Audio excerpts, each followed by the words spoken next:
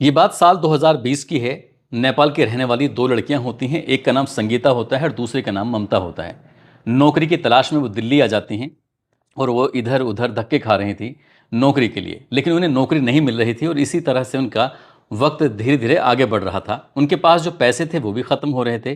तब उन दोनों लड़कियों ने फैसला किया कि वापस नेपाल चलते हैं, क्योंकि यहाँ रहेंगे तो भूखे मर जाएंगे। वो जब रेलवे स्टेशन पर अपनी ट्रेन का इंतज़ार कर रही थी तो इसी बीच में उन्हीं के देश की रहने वाली एक लड़की, जिसका नाम निर्मला होता है, उसकी नज़र पड़ जाती है। निर्मला ने जब उन दोनों लड़कियों को देखा तो वो उस वक्त रो रही थी, परेशान हो रही थी। निर्मला उनके पास जाती है, जाकर बातचीत करना शुरू कर देती है। पूछती है कि तुम कहाँ रहती हो, क्या बात है, क्या नहीं, मैं तुम्हारी कोई मदद कर सकती हूँ कि नहीं कर सकती हूँ। उन्होंने अभी तक जो उनकी ज़िंदगी में बीता था वो सब कुछ उनसे शेयर कर दिया। शेयर करने के बाद उन्होंने कहा कि परेशान होने की ज़रूरत नहीं है, तुम्हें अच्छी सैलरी भी मिलेगी, रहने के लिए घर मिलेगा, खाने के लिए भी मिलेगा और कपड़े भी मिलेंगे, सब कुछ मिलेगा। तुम बस परेशान मत हो। अगर मुझ पर भरोसा कर सकती हो तो तुम्हें मेरे साथ चलना पड़ेगा और तुम्हें सैलरी मिलेगी 1.5 लाख रुपए। बस 1.5 लाख रुपए का नाम सुनने के बाद पहले तो उन लड़कियों को यकीन नहीं हो रहा था, लेकिन जैसे ही उन्हें भरोसा दिलाया गया, अपने गांव के बारे में बताया गया, अपने बारे में बताया गया, वो लड़कियां खुश हो जाती हैं और उस निर्मला के साथ चली जाती हैं।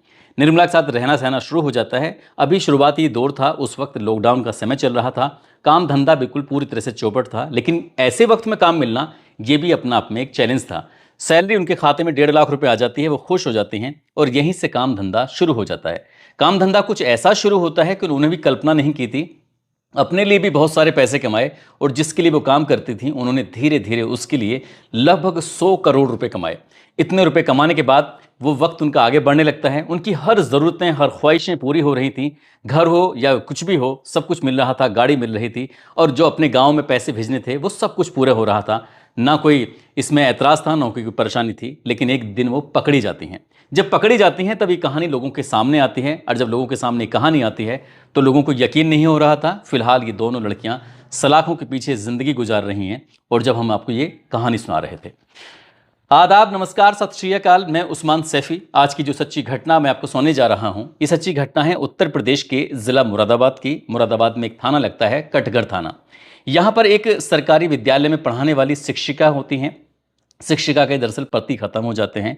वो विधवा वाली ज़िंदगी जी रही थी और परेशान थी। जो भी उन्हें कोई देखता था, उन्हें देखते कहता था कि मैडम, अभी तो आपकी कुछ ज़्यादा उम्र भी नहीं हुई है, आप पैसे भी अच्छे खासे कमाती हो, क्यों ना दूसरी शादी कर लो। शादी कर लोगी तो ज़िंदगी आराम से गुजर जाएगी, बढ़िया से कट जाएगी। शुरुआत में ये शिक्षिका को बात बड़ी अटपटी लगती थी, अजीब लगती थी, लेकिन जैसे जैसे लोगों ने टोकना शुरू किया, खासकर स्टाफ के लोगों ने टोकना शुरू किया, तब जाकर उसके दिमाग में आने लगता है। इसी बीच में एक तारीख आती है, 25 जुलाई 2025 की ये बात है।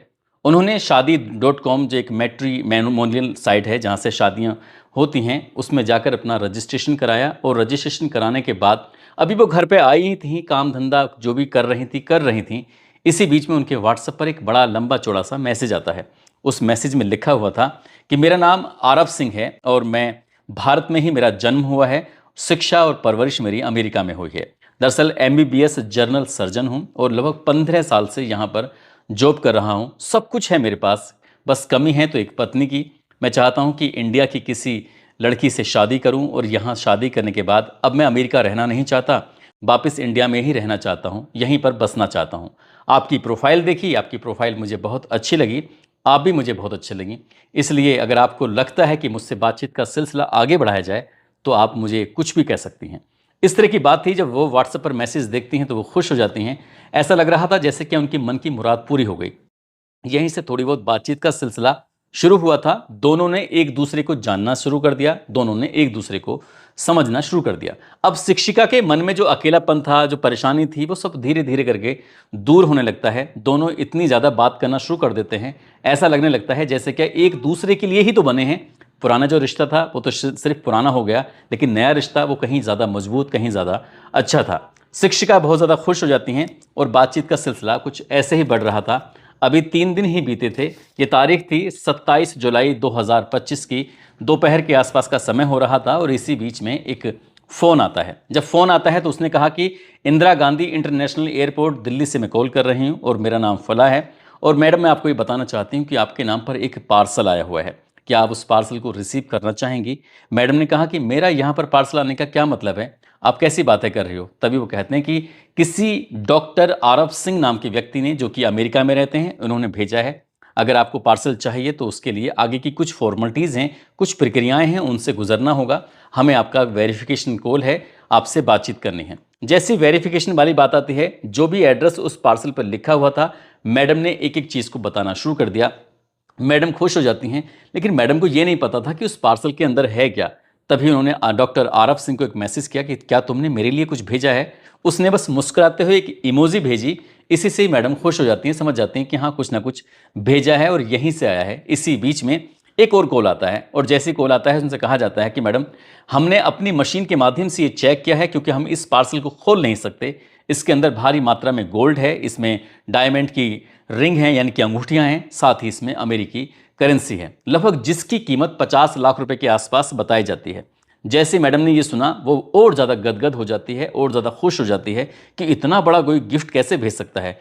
क्योंकि आरफ सिंह तो अमेरिका में बिल्कुल अकेला रह रहा था, उसके परिवार में कोई नहीं है। बहुत सारी धन दौलत उसने इकट्ठी वहाँ से कर रखी थी, और अमेरिका की करेंसी में और इंडिया की करेंसी में बहुत ज़्यादा अंतर भी है। लगभग 1 रुपया वहाँ का और यहाँ के 85 रुपये के आसपास हो जाते हैं।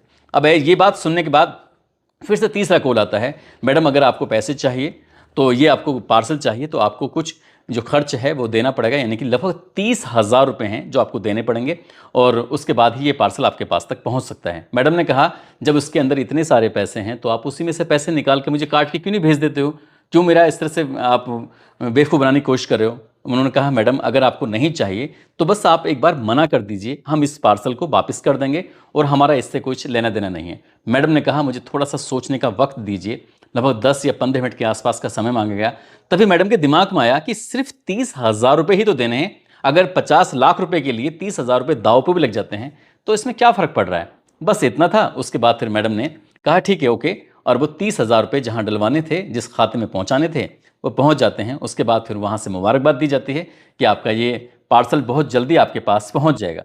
इससे पहले कि मैडम का पार्सल वाली बात आगे बढ़ती कुछ होता, तभी कस्टम अधिकारी का फ़ोन आ जाता है। और कस्टम अधिकारी का जब फ़ोन आता है, उधर से कोई लेडीज़ बात कर रही थी और उसने शुरुआत में ही डांटना डपटना शुरू कर दिया कि आप जानती हैं जिस पार्सल को आपने रिसीव किया है वो पार्सल आपके लिए कितना घातक सिद्ध हो सकता है। ये बात सरकारी शिक्षिका ने जब ये सुनी, जब उनसे पूछा गया कि आपका नाम क्या है, क्या करती हैं, परिवार में कौन कौन लोग हैं, मैडम ने जब बताना शुरू किया तो उन्होंने कहा कि आपकी जो नौकरी है ना सरकारी, 1 मिनट में चली जाएगी और सलाखों के पीछे ज़िंदगी वैसे गुजारनी पड़ेगी आपको कुछ पता नहीं है। इस तरह से उस कस्टम अधिकारी ने जब लगातार लताड़ना शुरू किया, डांटना शुरू किया है, शिक्षिका बहुत ज़्यादा डर जाती है, सहम जाती है। कहती है, मैडम मुझे क्या करना होगा, आप मुझे बताइए तो सही, बस मैं इस किसी झमेले में नहीं पड़ना चाहती हूँ। तभी उसने कहा कि पता है, आपको जो पार्सल भेजा है वो कुछ ऐसी गतिविधियों में संलिप्त है जो कि देश विरोधी गतिविधियां हो सकती हैं, इसमें आप पर कुछ बड़े चार्जेस लग सकते हैं। इतना सुनने के बाद उसने कहा कि मुझे कुछ नहीं चाहिए और इस पार्सल को आप वापस कर दीजिए। लेकिन कस्टम अधिकारी ने कहा कि अभी वापस नहीं होगा, उसके लिए आपको कुछ पैसे खर्च करने पड़ेंगे। बात लेन देन पर शुरू हो जाती है और लेन देन का सिलसिला शुरू हो जाता है। तारीख थी 31 जुलाई 2025 और ये सिलसिला लगातार चलता रहता है 18 अगस्त 2025 तक। जब ये सिलसिला चलता रहता है तो मैडम यानी कि शिक्षिका के खाते में जो रुपए होते हैं, एसबीआई में थे 25 लाख रुपए, बैंक ऑफ बड़ौदा में थे 11,21,000 रुपए, इंडियन बैंक में 58,57,000 रुपए थे। और मैडम ने 31 जुलाई 2025 से 18 अगस्त 2025 तक ये पैसे ट्रांसफ़र पर ट्रांसफ़र करते रहे। 20-25 से ज़्यादा खातों में पैसे जाते रहे और धीरे धीरे करके 94,78,000 रुपये मैडम के खाते से जा चुके थे। अब लगातार फिर से दबाव बनाया जाने लगता है। अब तक आरफ सिंह जो था वो छुपा हुआ था, अब आरफ सिंह की भी भूमिका सामने आ जाती है। वो कहता है, मैडम तुम्हारे कुछ फोटोग्राफ्स मेरे पास हैं, अगर आपको यकीन ना हो तो देख लेना, मैं इन फोटोग्राफ्स को सोशल मीडिया पर डीप फेक के माध्यम से इन्हें अपलोड कर दूंगा और तुम किसी को मुंह दिखाने के काबिल नहीं बचोगी अगर आप मुझे पैसे नहीं दोगी। तो मैडम के पास इतने ही पैसे थे और जो थे वो दे चुकी थी। अब वो परेशान हो जाती है। जब परेशान हो जाती है तो 18 अगस्त से लेके 31 अगस्त तक उसे सोचने का मौका मिलता है कि आखिरकार करूं तो क्या करूं। किसी से सलाह मशवरा लिया, आखिरकार वो 31 अगस्त 2025 को नज़दीकी पुलिस स्टेशन जाती है। नज़दीकी पुलिस स्टेशन वाले कहते हैं कि आपको साइबर क्राइम पुलिस थाना मुरादाबाद में जाना चाहिए, वहाँ जाकर अपनी बात रखनी चाहिए। मैडम ने एक तहरीर लिखी और तहरीर लिखने के बाद आखिरकार अपना जो भी समस्या बीती है अभी तक उसने उसको बताया और मुकदमा अपराध संख्या 0017/2025 के तहत मुकदमा दर्ज कर लिया जाता है। और आखिर में एक नंबर था, व्हाट्सएप नंबर, जिससे क्या आरफ सिंह से बातचीत हुई थी। तो आईटी एक्ट 66D BNS की धारा 319/2 और BNS की धारा 318/4 इसमें FIR दर्ज कर ली जाती है। पुलिस इस मामले को गंभीरता से लेती है और गंभीरता से लेने के बाद जो व्हाट्सएप से बातचीत का सिलसिला शुरू हुआ था, आखिरकार उसकी CDR निकलवाई, उसकी लोकेशन निकलवाई और निकलवाने के बाद फिर उन अपराधियों की तलाश में पुलिस जुट जाती है। पुलिस ने बड़ी तत्परता से काम लिया और बड़ी ईमानदारी से काम किया। आखिरकार 8 सितंबर 2025 को एक कौनसम सुनीता नाम की एक महिला होती है जो कि मणिपुर प्रदेश के जिला चंदेल और गांव चापिया रोंग करके गांव लगता है, वहां की रहने वाली होती है। उसी ने ही कस्टम अधिकारी बनकर फोन किया था। पुलिस जाती है, उसको पकड़ती है, उसके पकड़ने के बाद उसके पास जो जरूरत का सामान था वो मिल जाता है। अब उससे ही आगे की जो चैन बनानी थी उस चैन बनाना शुरू कर देते हैं। पता चलता है कि इस मामले में एक विदेशी व्यक्ति भी शामिल है जो कि नाइजीरिया का रहने वाला होता है, जिसका नाम छिनके ओक एन मैनुअल कनू नाम होता है। उसके बारे में जब पता निकाला जाता है तो वो उसकी जो माँ होती है वो भारतीय होती है और जो उसका पिता होता है वो जमैका का होता है। दोनों की शादी हो जाती है और ये छिनबे ओक एन मैनुअल कनू ये पैदा हो जाता है और वो इंडिया में भी रहता है। उसको भारत की भाषा भी बहुत अच्छे से आती है, उसको अंग्रेजी भी बहुत अच्छे से आती है। उसने कई भाषाओं का ज्ञान उसने इकट्ठा कर रखा था। अब पुलिस उसको तलाश करने में जुट जाती है, लेकिन जब जब पुलिस उस पर दबिश डालने की कोशिश कर रही थी वो पुलिस के सामने छूमंतर हो जाया करता था, गायब हो जाया करता था। लेकिन पुलिस ने भी जाल बिछाया हुआ था।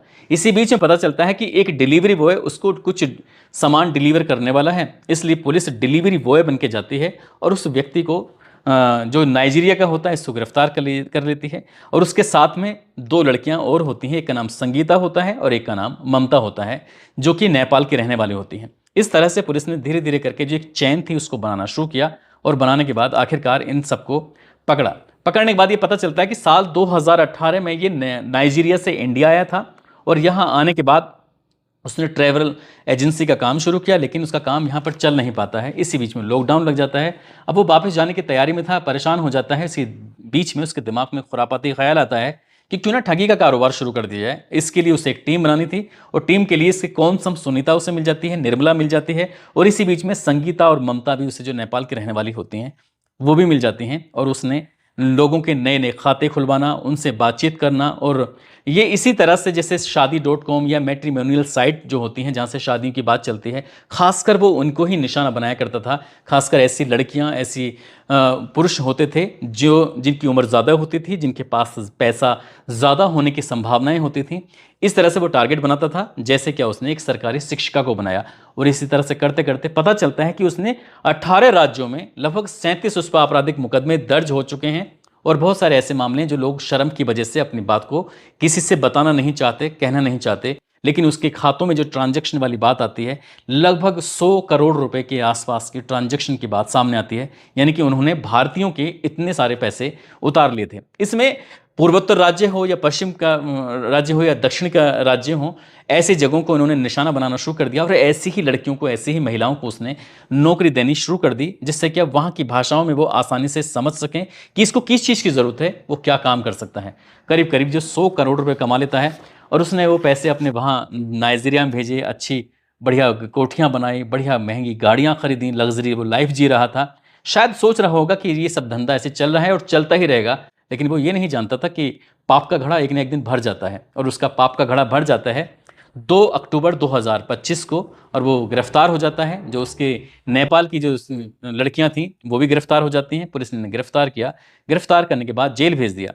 जो शिक्षिका थी उनके 94,78,000 रुपये में से लगभग 16 लाख रुपए की रकम तो वापस हो चुकी थी जब तक हमने ये खबर, ये जो 2 अक्टूबर या 3 अक्टूबर को अखबार में प्रकाशित होती है। उसके बाद आगे की पुलिस की कार्रवाई लगातार चल रही है ताकि बाकी पैसे मिल सकें, क्योंकि वो विदेशी व्यक्ति है और उसके पास पैसे यहाँ इंडिया में हैं नहीं है, वो ला सकता है नहीं ला सकता, तो ये बड़ा लंबा प्रोसेस हो सकता है।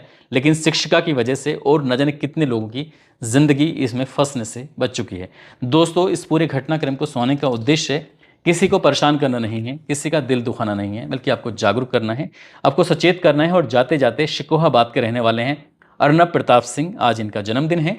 इनको जन्मदिन की ढेरों सारी शुभकामनाएं, बहुत बहुत मुबारकबाद। और कुछ लोगों ने नाम लेने की अपील की है, जिसमें अवनीश कुमार हैं, नीतीश कुमार दुबे जो कि प्रतापगढ़ से हैं, रूपेश कुमार यादव सीतामढ़ी से, ऋषभ जैन, सोनाली द्विवेदी नोएडा से, सत्येंद्र सैनी, शिवभान सिंह तोमर कानपुर से, शिवानी पुष्पेंद्र सिंह झांसी से, इस्लाम खान, अंकिता प्रजापति, मोहम्मद नासिर हसनपुर से, कासिम कुरैशी आगरा से, प्रिया यादव, ललित कुमार, दुष्यंत पाल संभल से, मोहम्मद सिकंदर आलम, हेमंत कुमार, हंसराज नागर राजस्थान से, कुलवंत सिंह आगरा से, जीत सिंह कानपुर से, दिवाकर पांडे हसनपुर से, मोहन भारद्वाज भिवानी से। आप सब लोग अपना ख्याल रखें, सुरक्षित रहें। जय हिंद, जय भारत।